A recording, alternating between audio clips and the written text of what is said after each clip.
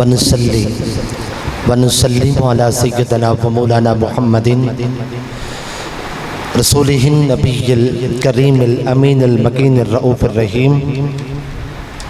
अम्मा बाद फ़ौज़ बिल्लाहि मिनश शैतानिर रजीम। बिस्मिल्लाहिर रहमानिर रहीम। वलल आखिरतु खैरुल लका मिनल ऊला वफ़ी मक़ामिन आखर ववजदक ज़ाल्लन फ़हदा वफ़ी मक़ामिन आखर अम्मस साइल फ़ला तनहर। सदक़ल्लाहु मौलानल अज़ीम व बल्लगना रसूलुहुन नबियुल करीमुल अमीन। इन्नल्लाह व मलाइकतहु युसल्लूना अलन नबी या अय्युहल्लज़ीना आमनु सल्लू अलैहि व सल्लिमू तस्लीमा। तमाम दोस्त मोहब्बत के साथ पढ़िए। अस्सलातु वस्सलामु अलैका या सय्यदी या रसूलल्लाह व अला आलिका व अस्हाबिका या सय्यदी या खातमन नबिय्यीन। अस्सलातु वस्सलामु अलैका या सय्यदी या शफीअल मुज़निबीन व अला आलिका व अस्हाबिका या सय्यदी या नूरम मिन नूरिल्लाह। हम्दो सलात के बाद ज़ीवकार सामिन किराम, आज की गुफ्तगू के लिए 3 आयात का हमने चुनाव किया। सूरह अद-दुहा की हैं, वद-दुहा की हैं। अल्लाह पाक ने फरमाया वलल आखिरतु खैरुल लका मिनल ऊला। ए हबीब मुकर्रम, बेशक हमारा आपसे वादा है कि आपकी हर बाद वाली घड़ी पहली तमाम घड़ियों से बेहतर होगी। एक आया करीमा ये है। दूसरी है ववजदक ज़ाल्लन फ़हदा, जिसका ताल्लुक़ इस आया करीमा के साथ है, जिसका हम अभी कुछ देर के बाद बयान करेंगे कि वो ताल्लुक़ कैसा है। पहली आयत करीमा कि वलल आखिरतु खैरुल लका मिनल ऊला, कि हबीब आपकी हर बात वाली घड़ी पहली तमाम घड़ियों से बेहतर होगी। इससे क्या मुराद है, इसका क्या माना है? आइमा तफसीर ने इसकी 6 तौजीहात बयान किया कि इससे मुराद रसूल पाक अलैहिस्सलाम की ज़ात गिरामी है। एक तफसीर ये है कि ये आका अलैहिस्सलाम की ही शान है, लेकिन आका अलैहिस्सलाम की ये शान दुनिया के एतबार से भी है और आखिरत के एतबार से भी है। यानी इस आयत करीमा से अल्लाह रब्बुल इज़्ज़त ने हुजूर का बेमिसल होना बयान किया कि कायनात का कोई एक फ़र्द भी हुजूर की तरह नहीं है। हम में से हर शख्स अगर नेकी करता है, कोई अच्छाई करता है, कोई अच्छा मुकाम पाता है, तो कभी न कभी कोई ऐसा काम करके अपना अच्छा मुकाम ज़ाय भी कर लेता है।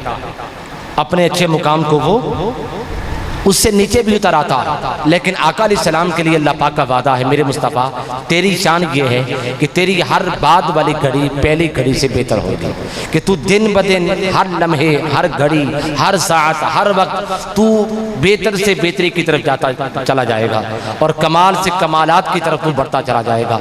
कभी भी ऐसा नहीं होगा कि तू कमालात से पीछे की तरफ आता, तेरे कमालात जो हैं कम हो जाएं या तेरा कोई कमाल जो है वो पहले से ज़वाल की तरफ आ जाए, ऐसा कभी भी नहीं होगा। उलमा कहते हैं कि ये आका अलैहिस्सलाम की ये शान जो है दुनिया के एतबार से भी है, आखिरत के एतबार से भी है, कि दुनिया में भी आका अलैहिस्सलाम जो है दिन ब दिन हर लहज़ा ब लहज़ा आका अलैहिस्सलाम जो है बढ़ते चले जा रहे हैं कमालात की तरफ, तरक्की की तरफ। आका अलैहिस्सलाम का सफ़र क्या है, जारी है। हुजूर हमेशा कदम आगे बढ़ाते हैं, कोई कदम अपना पीछे नहीं लाते हैं।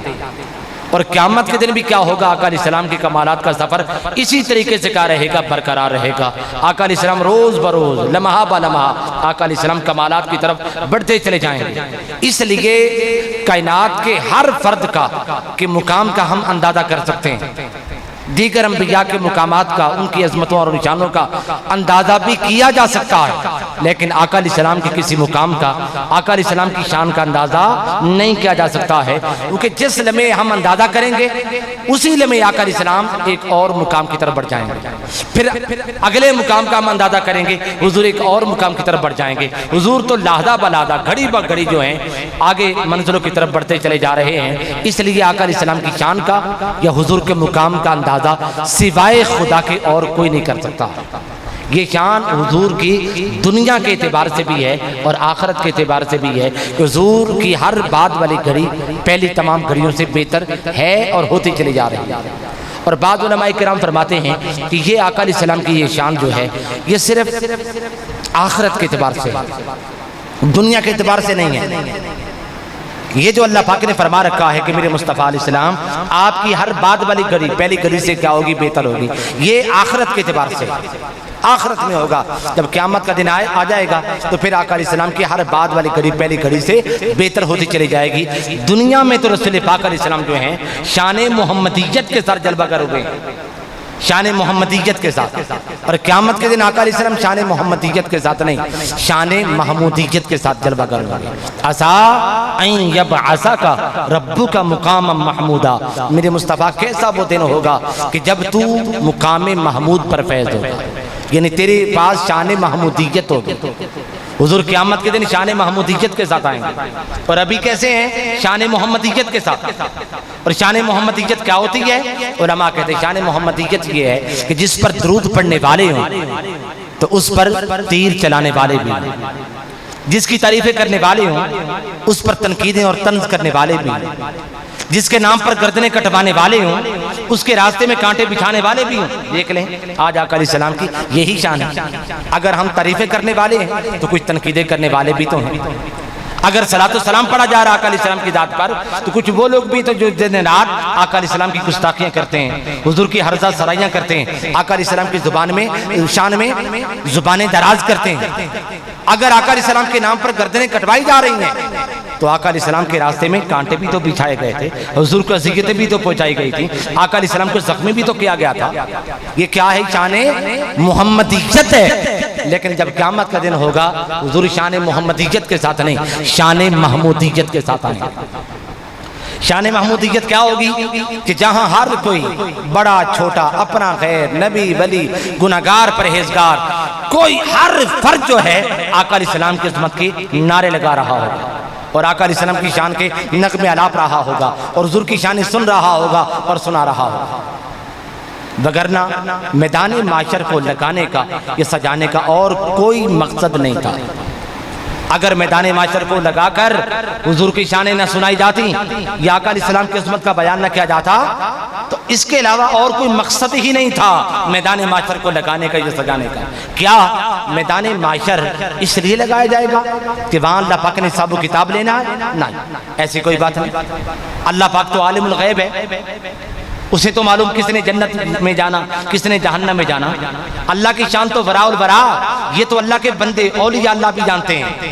हजरत सैयदना शेख उमर फारूकी जो हैं मुजद्दिदुल फ़िसानी लेरामा जो हैं, उनके बेटे पढ़ते थे मुल्ला ताहिर लाहौरी के पास। मुल्ला ताहिर लाहौरी के पद पर शेख अहमद फारूकी सरहंदी लेरामा मुजद्दिदुल फ़िसानी 1000 साल मुजद्दिद, उनके बेटे पढ़ते थे मुल्ला ताहिर लाहौरी के पास। एक रोज अपने बेटों से कहा, बेटो मैं चाहता हूँ कि तुम्हारे उस्ताद को जरा देखो, तुम्हारे उस्ताद को देखना चाहते हैं। उस्ताद साहब आगे मुल्ला ताहिर लाहौरी बनफ्से नफिस खुदाए बच्चों को पढ़ाने के लिए शेख अहमद फारूकी सरहंदी मुजद्दिद पाक ने अपने बच्चों को के उस्ताद को देखा, इधर साथ ही देखा, इधर साथ ही लौहे महफूज को पढ़ लिया कि ये जन्नती नहीं, ये तो जहन्नमी है। उस्ताद साहब चले गए पढ़ा कर, बच्चों से कहा, बेटा बड़ी अजीब बात है, तुम्हारे उस्ताद बहुत बड़े मंतकी फलसफी, बहुत बड़े अल्लामा फहामा है, मगर अजीब बात है इनकी पेशानी में लिखा हुआ शकीब बदबख्त जहन्नमी, ये तो जहन्नम में जाएंगे। बच्चों ने कहा, बाबा जैसे तैसे भी हैं तो आपके बच्चों के उस्ताद ना, आप कुछ कीजिए ताकि इनकी शकावत जो है सआदत में बदल जाए। आपने गौर खोज के कहा, बेटो अजीब बात है, इनकी जो तकदीर है ना, ये तकदीर मुबरम, ये बदलने वाली तकदीर नहीं है। तकदीर की दो किस्में, एक तकदीर वो होती है कि हम अच्छाई करते हैं, दुआएं करते हैं, तकदीर बदल जाती है, और एक तकदीर वो होती है जो बदल नहीं सकती है। फरमाया कि इनकी तकदीर में लिखा गया है इन्होंने जहन्नम में जाए, जो चाहे कर ले, ये जहन्नम में जाएंगे।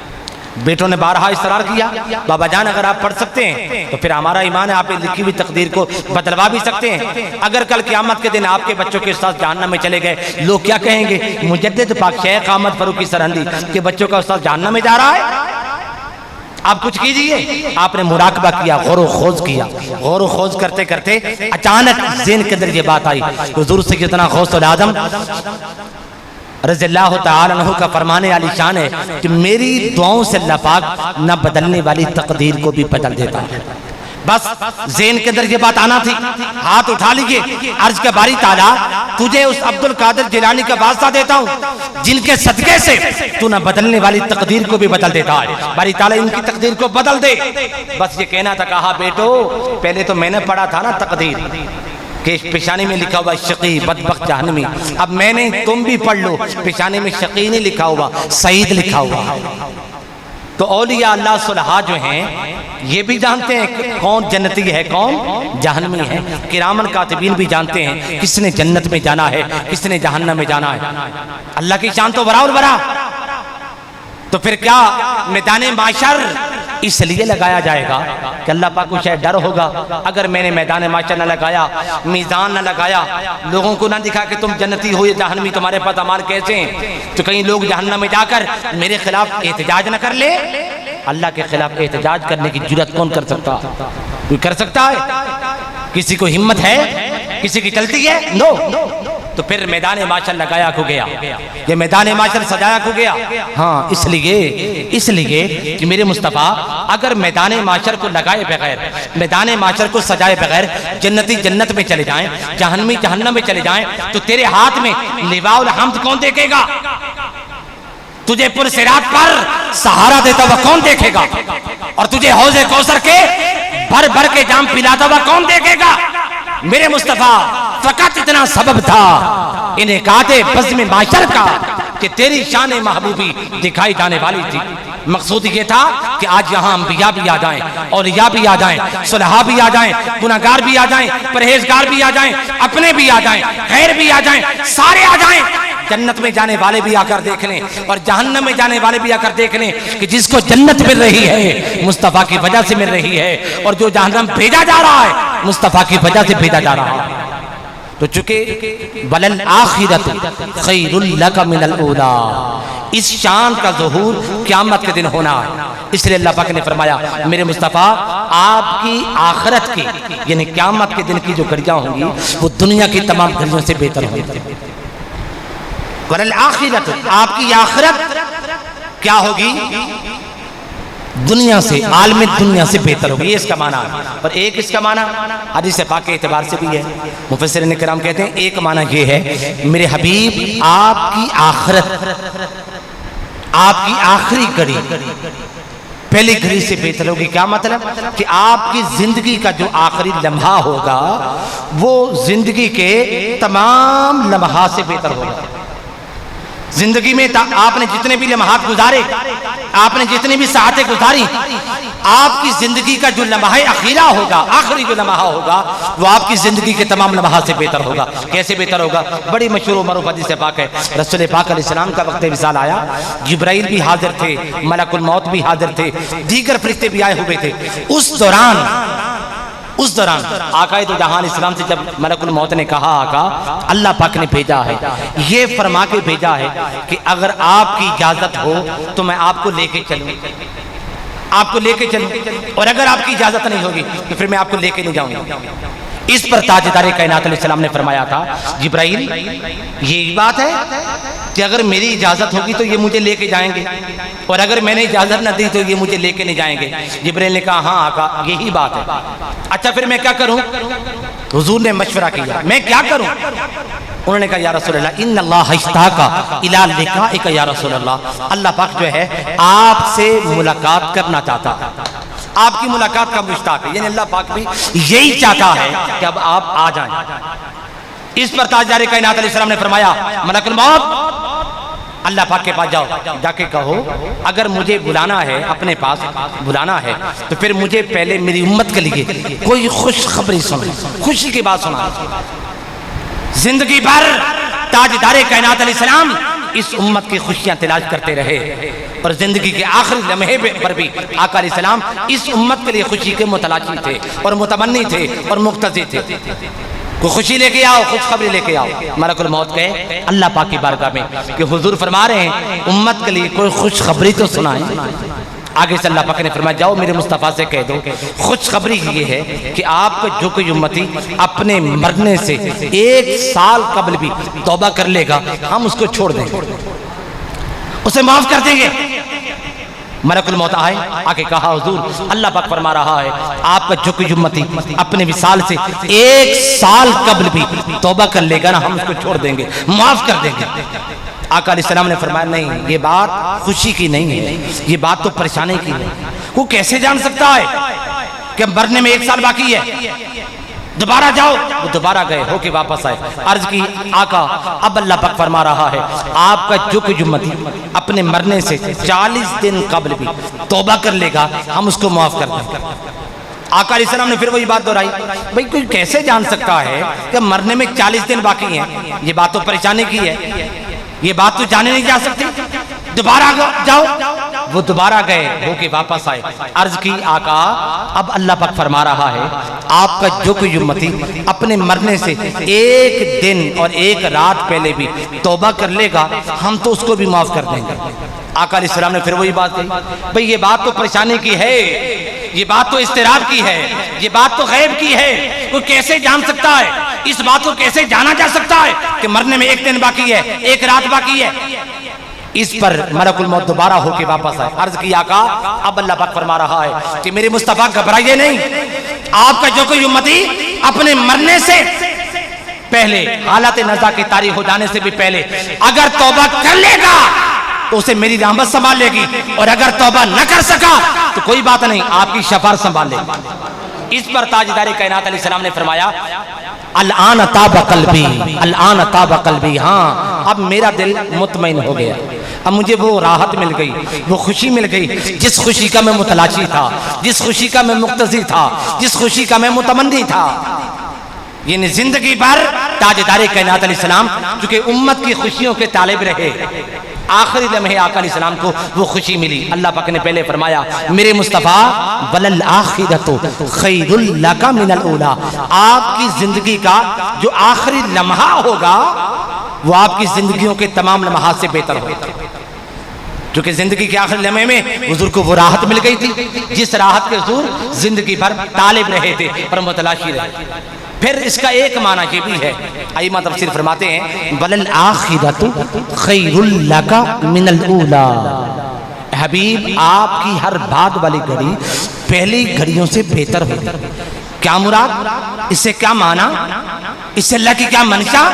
आइमा तफसीर फरमाते हैं इससे माना ये है हबीब आपकी नहीं, आपकी शान तो बराउल बरा है, आपकी इस्मत के क्या कहने, आपकी शान को कौन पहचान सकता है, आपकी शान का कौन अंदाजा कर सकता है? तो फिर इससे क्या मुराद? आई मतलब सिर्फ फरमाते इससे मुराद ये है आपकी नहीं, आपके जो चाहने वाले, सच्चे चाहने वाले।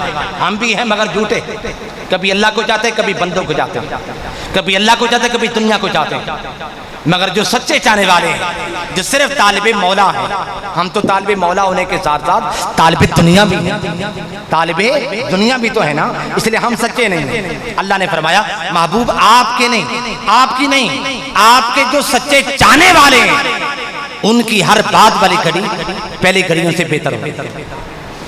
कैसे बेहतर होगी जरा देख लीजिए दाता साहब के दराजात, हुजूर सैयदना गौसुल आजम के मरातिब ख्वाजा शहाबुद्दीन सुहरावर्दी की दराजात को दिन ब दिन लादा बलादा घड़ी ब घड़ी उनकी शानें बढ़ती चली जा रही हैं। उनके कीदत मंदान में इजाफा होता चला जा रहा है, उनके कीदत मंदान के कीदतों के अंदर, मोहब्बतों के अंदर और चाहतों के अंदर इजाफा होता चला जा रहा है। क्यों? ये मरातिब, ये शानें, ये अजमतें, ये किरणें, ये शुआएं ए औलिया अल्लाह तुम्हें कहां से मिली? हर गौस वली कुतुब ये कहता हुआ दिखाई देता और सुनाई देता है कि ज़ौ से उस खुर्शीद की अख्तर मेरा ताबिंदा है, ये चांदनी उसके गुब्बारे राज से शर्मिंदा है। हर गौस वली कुतुब ये कहता है ये शाने, ये मर्तबे, ये विलायतें, ये कुर्बतें, ये इज्जतें, ये मुकामात, ये मोहब्बतें मुस्तफा के कदमों का सदका है। हुजूर के कदमों के साथ जुड़ने का ये सिला है और समर है। हमें जो कुछ मिला है मुस्तफ़ा के चाहने की वजह से मिला है। अल्लाह पाक ने फरमाया मेरे मुस्तफ़ा जो तेरे सच्चे चाहने वाले होंगे, जो तेरे सच्चे मुहिब्बीन होंगे और जो तेरे सच्चे अकीदत मंदान होंगे, उनकी फिर सूरत हाल ये होगी कि लहदा बलादा घड़ी ब घड़ी उनकी हर बात वाली घड़ी पहली घड़ियों से बेहतर होती चली जाएगी। वलल आखिरतु खैरुल लका मिनल ऊला, हबीब आपकी हर बात वाली घड़ी पहली तमाम घड़ियों से बेहतर हो। इससे क्या मुराद है? इससे अल्लाह की क्या मंशा है, इससे अल्लाह क्या कहना चाहता है। आइमा तफसीर फरमाते हैं इससे इसका एक माना यह भी है कि हबीब आपकी नहीं, आपकी इस उम्मत की, आपकी उम्मत की हर बात वाली घड़ी पहली घड़ी से क्या होगी बेहतर होगी। आपकी उम्मत की आखिरत क्या होगी दुनिया से बेहतर। इनकी बात वाली घड़ी इनकी आखिरत क्या होगी दुनिया से बेहतर। कैसे बेहतर हो जाएगी? ऐसे बेहतर होगी कि दुनिया में ये उम्मत अपना मुकाम ना पहचान सकी, अपनी अजमत को ना पहचान सकी, मगर क़यामत के दिन इस उम्मत को इसका मुकाम दिखा दिया जाएगा, इसका मुकाम दिखा दिया जाएगा। कैसे दिखाया जाएगा? हदीस पाक में आता है, रसूल पाक अलैहिस्सलाम ने फरमाया जब क़यामत का दिन होगा कुल 120 सफ़े होंगी जन्नतियों, जिनमें से 80 सफ़े मेरी उम्मत की होंगी और बकिया 40 सफ़े दीगर उम्मतों की होंगी। 80 सफ़े आका अलैहिस्सलाम की उम्मत की हैं, 40 सफ़े दीगर तमाम अंबिया की उम्मतों की हैं। उनके ज़्यादा से ज़्यादा लोग जहन्नम में भेजे जा रहे हैं, उनकी अक्सरियत जहन्नम की तरफ भेजी जा रही है। अल्लाह पाक फरमाएगा ज़करिया ये तो तेरी उम्मत के इतने ज़्यादा अफराद जहन्नम में जा रहे हैं। ए नूह अलैहिस्सलाम मैं क्या देख रहा हूँ, इतने ज़्यादा लोग तेरी उम्मत के जहन्नम में धकेले जा रहे हैं। ए जरा याहिया तुम भी देखो, ए मूसा देखो, ईसा देखो। हर नबी पैगंबर रसूल के अक्सरियत अफराद जो होंगे, अक्सर जो अफराद होंगे उम्मत के, वो जहन्नम में धकेले जा रहे हैं। अल्लाह पाक फरमाएगा ए गुरोहे अंबिया, ए मूसा ईसा, ए ज़करिया याहिया, ए इब्राहीम और इस्माइल, अपनी उम्मतों के पास मेरा पैगाम लेके नहीं गए थे? इनको तुमने समझाया नहीं था, मेरा पैगाम नहीं पहुंचाया था? अर्ज करेंगे बारी ताला हम तो पहुंचाते रहे, हम तो सुनाते रहे, तेरी तौहीद तेरी उलूहियत का पैगाम देते रहे, अपनी नबूवत और रिसालत का पैगाम इनको सुनाते रहे, समझाते रहे, बताते रहे और पढ़ाते रहे, मगर ये मानते नहीं थे। अल्लाह पाक फरमाएगा तुम्हारे पास कोई गवाह है? कोई गवाह है तुम्हारे पास? वो चारों तरफ देखेंगे भी गवाह किसको लेके आए।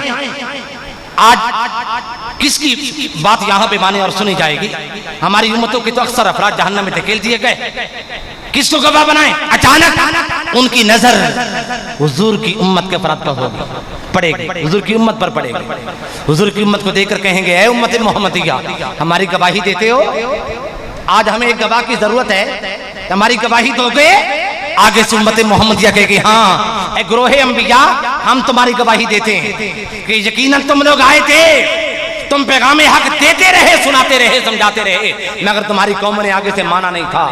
जब अल्लाह रब्बुल इज्जत हुजूर की उम्मत के अफराद से अंबिया के हक में गवाही पाएगा तो अंबिया को लपक सरफराज कर देगा, अंबिया को हुजूर की गवाही के, हुजूर की उम्मत की गवाही की वजह से सरफराज कर देगा। भाइयों जिस तरह क़यामत के दिन शफाअत उज़्मा का सेहरा, शफाअत उज़्मा का सेहरा तो सरे मुस्तफ़ा पर होगा, उसी तरह शहादत अंबिया का सेहरा सरे उम्मत मुस्तफ़ा पर होगा। शफाअत उज़्मा का सेहरा यानी हुजूर की शफाअत की वजह से सारी उम्मतें और हुजूर की उम्मत बख्शी जाएगी और छोड़ी जाएगी, मगर हुजूर की उम्मत के गवाही की वजह से अंबिया को सरफराज किया जाएगा।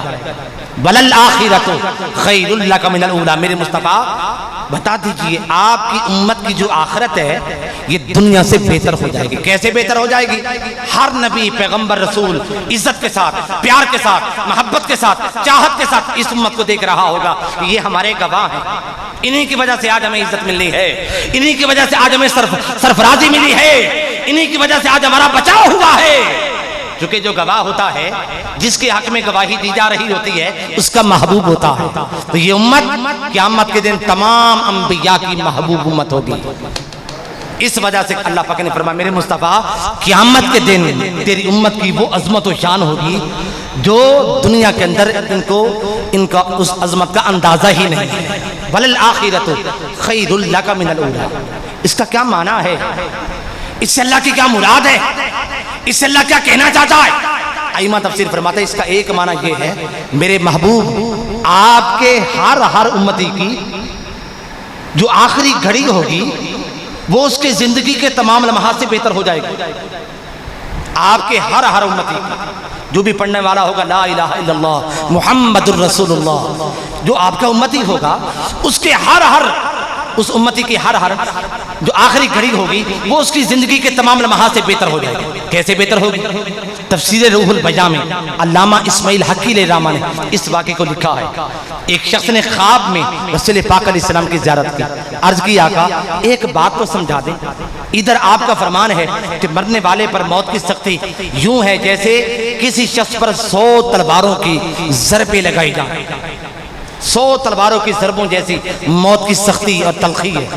इधर आपका फरमान ये है और उधर आका आपने फरमा रखा है कि मेरे उम्मती पर जब मौत की घड़ी आती है और मौत का वक्त आता है तो मौत उसको लिए ऐसे होती है जैसे मक्खन से बाल निकाल लिया जाए, उसको पता ही नहीं चलता, मौत का दर्द होता ही नहीं है।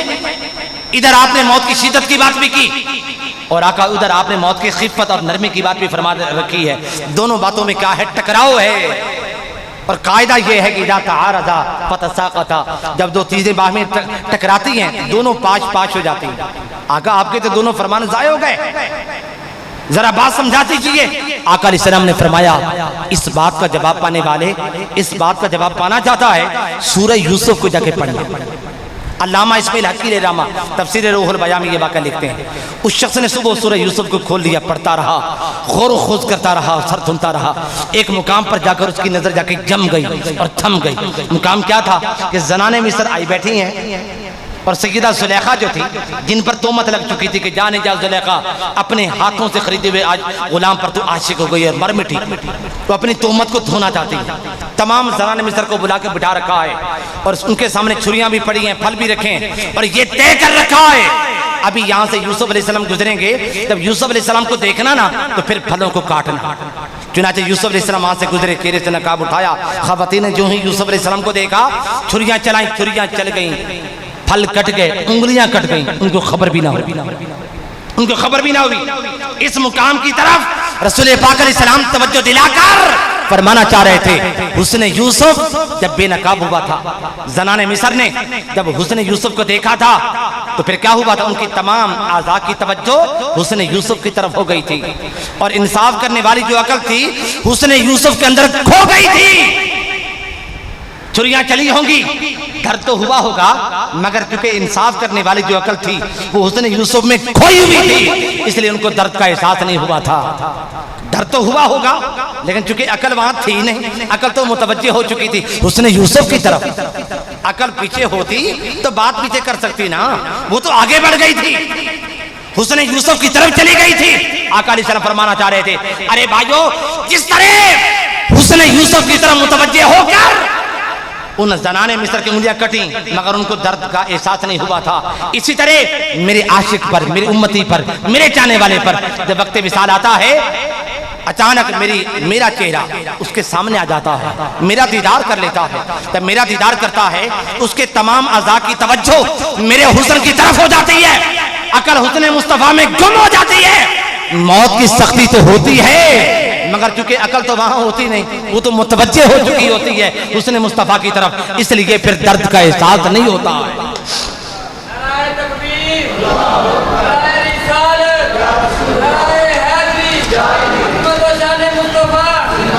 इसलिए फिर दर्द का एहसास वलल आखिरतु खैरुल लक मिनल ऊला। महबूब, आपकी हर बात वाली घड़ी पहली घड़ियों से बेहतर होगी। क्या मतलब? आपके हर उम्मती की जो आखिरी घड़ी होगी वो उसकी जिंदगी के तमाम लम्हा से बेहतर हो जाएगी। ये अल्लाह पाक ने फरमा रखा है। और आगे फिर हुजूर से फरमाया, मेरे मुस्तफ़ा ववजदक दल्लन फहदा, चूंकि आपकी हर बात वाली घड़ी आपकी हर पहली घड़ी से बेहतर है, इसलिए मेरे मुस्तफ़ा सुनिए, ववजदक दल्लन, इसी वजह से अल्लाह पाक ने आपको दौल पाकर फहदा, हिदायत से नवाज दिया। क्या मतलब? कि आपकी बात वाली घड़ी को पहली घड़ी से बेहतर कर दिया। ये दौल क्या है? कई तर्जमा करने वाले इसका तर्जमा करते हुए डगमगा गए, फिसल गए, कईयों के कलम फिसल गए, कईयों के ईमान फिसल गए, डगमगा गए। इसका क्या माना? इसका एक माना सैयदना जुनैद बगदादी से पूछते हैं। ये जुनैद बगदादी कौन है? ये हुजूर सैयदना दाता हिजबेरी के दादा पीर हैं, दादा पीर मुर्शिद हजरत सैयदना अबुल फजल बिन हुसैन खतली ले रामा, जो दाता सब के पीर मुर्शिद थे, वो सिलसिला जुनैदिया में से थे। हजरत सैयदना जुनैद बगदादी के मुरीदों में से थे।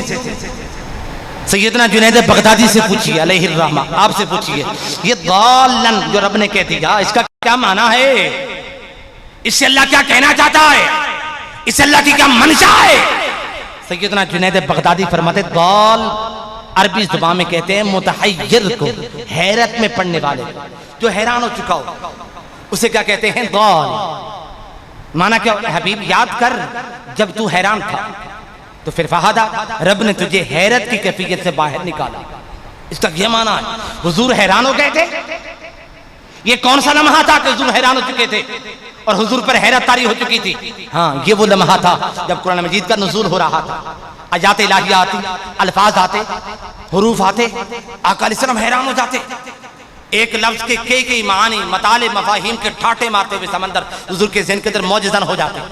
हुजूर हैरान हो जाते, इस लफ्ज का कौन सा माना करूं, कौन सा माना ना करूं, कौन सा माना मंशा इलाही के ज्यादा करीब होगा और कौन सा माना मंशा इलाही के ज्यादा करीब नहीं होगा, कौन सा माना ज्यादा मुनासिब, कौन सा माना गैर मुनासिब। हुजूर हैरान हो जाते। तो फिर क्या किया अल्लाह रब्बुल इज्जत ने हुजूर के लिए हर लफ्ज के लिए माना का तायन कर दिया, इंतखाब कर दिया। मेरे मुस्तफा इसका लफ्ज का माना ये कर ले, इस लफ्ज का माना ये फरमा ले, इस लफ्ज का माना ये कर ले, इस लफ्ज का माना ये फरमा ले।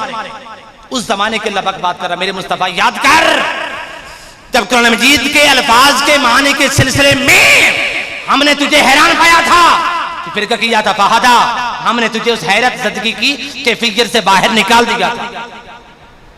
कितनी प्यारी शान जाहिर हुई। लोग दाल कहकर हमें डरा देते हैं, ओ जी इसमें तो आका अलैहिस्सलाम के लिए नक्श साबित हो रहा है, इसमें तो हुजूर की शान घट रही है, ये लफ्ज ना बयान कीजिए। इससे आका अलैहिस्सलाम की शान और निखर रही है कि अल्लाह पाक एक लफ्ज आता हुजूर से बात करता, मेरे मुस्तफा इसका माना जरा ये कर देना, इसका माना ये फरमा लेना। और फिर आगे सुनिए, इसका एक माना ये है, दाल अरबी जुबान का लफ्ज है और अरबी जुबान में दाल कहते हैं नामुनासिब जगह को, जो गंदी जगह हो, नामुनासिब जगह हो। और हमारा अकीदा नजरिया भी यही है और हकीकत भी यही है कि आका अलैहिस्सलाम को अल्लाह पाक ने बेसर से पहले हर नामुनासिब जगह से बचाए रखा। बेसर से पहले नबूवत के ऐलान से पहले भी हर नामुनासिब जगह से अल्लाह पाक ने हुजूर को बचाए रखा था। हुजूर नामुनासिब जगह पे नबूवत का ऐलान करने से पहले भी नहीं पहुंचे थे। मौला अली शेर खुदा फरमाते हैं, एक बार ऐसा हुआ आका अलैहिस्सलाम चलते चलते चलते चलते एक ऐसी महफिल में जा पहुंचे जहां खेल कूद हो रहा था, लहू लाभ की महफिल थी। हुजूर जब पहुंचे, जो ही पहुंचे अल्लाह पाक ने हुजूर पर नींद तारी कर दी। ऐसी हुजूर पर नींद तारी हुई, ऐसी नींद तारी हुई, हुजूर को पता ही ना चला मैं कहां से आया, मैं क्या लेने आया। हुजूर सो गए। जो आंख लगी, आंख जाके तब खुली जब सूरज तुलू हो चुका था, लोग सारे वहां से जा चुके थे, अपना खेल कूद करके लोग वहां से जा चुके थे। यहां उस जमाने की बात की जा रही। मेरे मुस्तफा याद कर, जब रब ने तुझे एक बार नामुनासिब जगह पे पा लिया था, तू नामुनासिब जगह पे जा पहुंचा था, तो फिर क्या किया फहादा, रब ने तुझे वहां से साफ साफ बचा लिया था, साफ साफ बचा लिया था। और फिर इसका एक माना दाल अरबी जुबान का लफ्ज है। अरबी जुबान में दाल कहते हैं जो सब कुछ भूल जाए, जिसे कुछ याद ही ना रहे, उसको भी क्या कहते हैं दाल। ये क्या है, दाल है क्या, सब कुछ भूल चुका है, इसे कुछ भी याद नहीं। अल्लाह पाक ने फरमाया मेरे मुस्तफा याद कर, जब हमने तुझे दाल सब कुछ भूलने वाला पा लिया था, तुझे कुछ याद ही ना रहा। ये कौन सा जमाना आ गया था, ये कौन सा वक्त आया था? ये वो वक्त था जब मिराज की शब हुजूर ने अल्लाह पाक का दीदार किया था, अल्लाह पाक को देखा था। जो ही अल्लाह पाक को देखा हुजूर सब कुछ भूल गए। कहां से आया था, कैसे आया था, क्या लेने आया था, क्या कहने आया था, क्यों आया था, यहां कितना अरसा रहना था, क्या कहना था, हुजूर सब कुछ भूल गए। तो फिर क्या किया अल्लाह पाक ने हुजूर को सब कुछ याद करा दे। मेरे मुस्तफा याद कर, तू कहां से आया था, तू कैसे आया था, तू क्या कहने आया था, तू क्या लेने आया था। उस जमाने के बाद मेरे मुस्तफा वजदका दाल्लन फहदा, याद कर जब मिराज की शब तो हमें देखकर सब कुछ भूल गया था, फिर फहदा हमने तुझे सब कुछ याद करा दिया था, हमने तुझे सब कुछ बोलिए ना याद करा दिया था। फिर इसका एक माना गौल अरबी जुबान का लफ्ज है। अरबी जुबान में दाल कहते हैं उस दरख्त को जो बिल्कुल तनो तनहा खड़ा हो, जैसे मीनार पाकिस्तान तनो तनहा हो, उसके आसपास कोई आबादी ना हो, उसके आसपास कोई हरियाली ना हो, उसके आसपास कोई खेत वगैरह ना हो, बिल्कुल तनो तनहा हो, अकेला हो, कोई हरियाली, कोई सब्जा, कोई गुलिस्तान, कोई बोलता, वहाँ कोई आबादी कुछ भी ना हो। फिर क्या हो, आहिस्ता आहिस्ता वहाँ हरियाली होने लग जाए, आबादी होने लग जाए और वहाँ पूरा का पूरा बागीचा और पूरा का पूरा वहाँ बाग और गुलिस्तान बन जाए, बागीचा तैयार हो जाए। ऐसे दरख्त को जो शुरू में अकेला था, बाद में वहाँ हरियाली और सब्जा हुआ और पूरा बागीचा बन गया, ऐसे दरख्त को भी अरबी जुबान में क्या कहते हैं, दौल कहते हैं। अल्लाह पाक ने फरमाया मेरे मुस्तफा याद तो कर जब रब ने तुझे दौल पाया था। क्या मतलब कि दौल नामी दरख्त की तरह तुझे तनो तनहा पाया था, तू अकेला था, तेरे आसपास से सहाबा न थे, तेरे आसपास मोताकिदीन न थे, तेरे आसपास मुहिब्बीन न थे, तेरे आसपास चाहने वाले नहीं थे, तेरे आसपास मानने वाले नहीं थे। तो फिर क्या किया, फहादा, हमने लोगों को तेरी तरफ मुतवज्जे की, ऐसा ऐसा लोग तेरे पास आते चले गए, कारवां बनता चला गया, पूरा का पूरा गुलशन हिदायत और गुलशन इस्लाम तैयार हो गया। ववजदक दौलन फहदा, हबीब हमने आपको दौल पाया तो फिर हिदायत से नवाजा। दौल का क्या माना है, दौल अरबी जुबान का लफ्ज है, अरबी जुबान में इसका एक माना होता है गुमराह। क्या माना होता है, गुमराह। और याद रख लें आहले अरब का कायदा है, जाबिता है, कुसूर माताहत का हो, वो माताहत के कुसूर को माताहत का कुसूर नहीं, सरदार का आका का कुसूर करार देते हैं। रियाया के जुर्म को वो मुजरिम रियाया को करार नहीं देते, वो जो सरदार होता है, जो वडेरा होता है, वजीर आदम होता है, जो उनका आका होता है, उसको मुजरिम करार देते हैं। माताहत के जुर्म को वो आला अफसर का जुर्म करार देते हैं। क्योंकि कुरान पाक जो है अरब में नाजिल हुआ, अरब के मुहावरे के मुताबिक, अरब के कवानीन के मुताबिक नाजिल हुआ, इसलिए अल्लाह पाक ने फरमाया ववजदक दौलन फहदा। महबूब आपको नहीं, आप तो सरदार हैं, आपको नहीं, हमने आपकी कौम को गुमराह पाया था, आपको नहीं पाया था, आपकी कौम को गुमराह पाया था। तो फिर क्या किया, फहदा पीका, तो फिर हमने आपकी वजह से आपकी कौम को हिदायत से नवाज दिया। और फिर इसका एक आखिरी माना जो शेख अब्दुल हक मुहद्दिस देलवी ने किया, इसके मैं 11 मानी बयान क्या करता हूं, अभी मैं छठा माना बयान कर रहा हूं। शेख अब्दुल हक मुहद्दिस देलवी वो इल्म की बात करते हैं, वो फरमाते हैं कि 3 जगह अलम यजिद का यतीमन फआवा, ववजदक दौलन फहदा, ववजदक आइलन फअगना, ये 3 आयतें हैं और तीनों आयतों में ये 3 लफ्ज यतीमन, दौलन और आइलन, ये 3 लफ्ज जो हैं अरबी ग्रामर इल्म नाहव के एतबार से ये मफूले बिही हैं। और मफूले बिही का मुकाम क्या होता है, मुअख्खर होना होता है, बाद में आना होता है। मगर इन तीनों जगहों पर रियायत सजा की वजह से, खूबसूरती की वजह से, कलाम में खूबसूरती पैदा करने के लिए अल्लाह पाक ने मुअख्खर को मुकद्दम कर दिया है, यानी जिसका मुकाम बाद में होना था उसको पहले लेके आ गया अल्लाह पाक। क्यों, ताकि कलाम में खूबसूरती पैदा हो जाए। वो फरमाते हैं असल में लफ्ज यूं थे, अलम यजिद का फआवा यतीमन, महबूब याद कर रब ने तुझे पाया तो फआवा यतीमन, उसने यतीमों को ठिकाना दे दिया। ववजदका, रब ने तुझे पाया तो फिर फहदा दालन, उसने गुमराहों को हिदायत दे दी। असल में लफ्ज यूं थे, ववजदका अगना आइलन, रब ने तुझे पाया उसने कसीरुल अयाल अफराद को खिना से नवाज दिया। और इस बात में कोई शक कोई शुबा नहीं, यतीमों को ठिकाना मिला हुजूर की वजह से मिला, गुमराहों को हिदायत मिली मुस्तफा की वजह से मिली, कसीरुल अयाल अफराद को खिना से नवाजा गया मुस्तफा की वजह से नवाजा गया। बाजो आज इसका माना ये करते हैं कुछ लोग कि अल्लाह पाक ने माज़अल्लाह हुजूर को गुमराह पा लिया, हुजूर गुमराह हो गए थे। नादानो, अगर हुजूर ही गुमराह हो गए थे तो फिर हिदायत हुजूर ने कैसे अता करना था। हुजूर को गुमराह वही कह सकता है जो खुद ही क्या हो, गुमराह हो। सादा सी मिसाल दिया करता हूं, देखो एक शख्स को अगर आप कुएं के अंदर उतार दें, उससे पूछें आसमान कितना बड़ा है, वो कहेगा आसमान तो कुएं के ढक्कन की तरह, क्योंकि नीचे जो होगा उसको आसमान कुएं के ढक्कन की तरह दिखाई देगा, आसमान कुएं के ढक्कन की तरह। लेकिन अगर उसी शख्स को अगर आप कुएं से बाहर निकालें, फिर कहें कि अब बता आसमान कितना बड़ा, वो कहेगा हर सू आसमां ही आसमां है। इसी तरह जब तक इंसान बद एतकादी की पस्ती में रहता है, उसको मोहम्मद मुस्तफ़ा सिर्फ इंसान दिखाई देते हैं, मोहम्मद मुस्तफ़ा सिर्फ बशर दिखाई देते हैं। मगर जब इंसान हुस्न इत्तेकाद की बुलंदी पर आता है, जिधर जिधर देखता है उसको शान मुस्तफ़ा दिखाई देती है, उसको मुकाम मुस्तफ़ा दिखाई देता है। देखो काले चश्मे को पहनकर जरा सूरज को देखें, आपको सूरज नजर नहीं आएगा। काले चश्मे को पहनकर या काली पट्टी को बांधकर सूरज को देखें, सूरज दिखाई नहीं देगा, सूरज की टिकिया दिखाई देगी, उसका जो जिस्म है टिकिया जसामत कदोकामत वो दिखाई देगी। लेकिन अगर आप काले चश्मे को उतार कर फिर सूरज को देखें तो टिकिया दिखाई नहीं देगी, उसका नूर नजर आएगा। बस जब तक इंसान आंखों पर बद-एतिकादी की पट्टी बांधे रखता है, उसको मोहम्मद मुस्तफ़ा सिर्फ एक बशर दिखाई देता है, एक इंसान दिखाई देता है।